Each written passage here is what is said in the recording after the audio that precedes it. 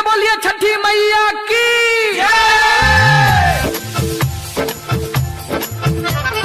छठी माई को दी है हमनी पे उपकार। छठी माई को दी है हमनी पे उपकार। मिले वैहा घाट पर करब इंतजार, करब इंतजार। मिले वैहा घाट पर करब इंतजार, करब इंतजार। छठी माई को दी है हमनी पे उपकार। डीजे ब्रजेश चकिया, डीजे ब्रजेश चकिया, ब्रजेश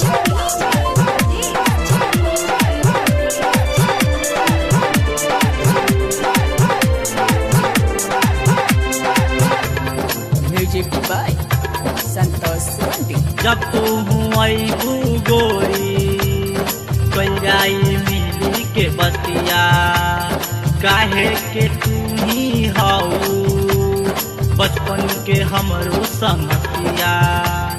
जब तू अबू गोरी कल जाई मिली के बतिया, कल जाई मिली के बतिया। तेने भी देखी लौके ले सूरत तोहार, तेने भी देखी लौके ले सूरत तोहार।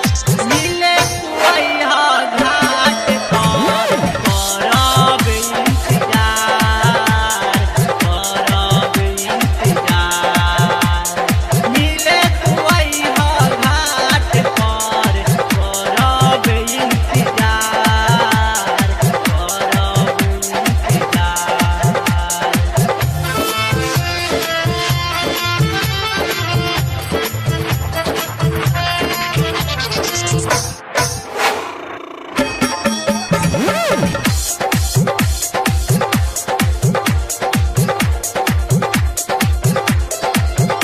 प्रेम से बोलिए छठी मैया की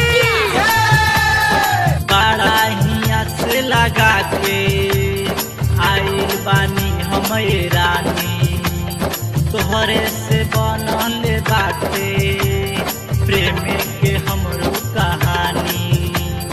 बड़ा हिया से लगा के आइल बानी हमें रानी, आइल बानी हमें रानी। छठी मैया को दी है हमनी पे उपकार। छठी मैया को दी है हमनी पे उपकार। मिले वैहा घाट पर करब इंतजार, करब इंतजार। मिले वैहा घाट पर करब इंतजार, करब इंतजार। DJ Brajesh Chakia, DJ Brajesh Chakia, Brajesh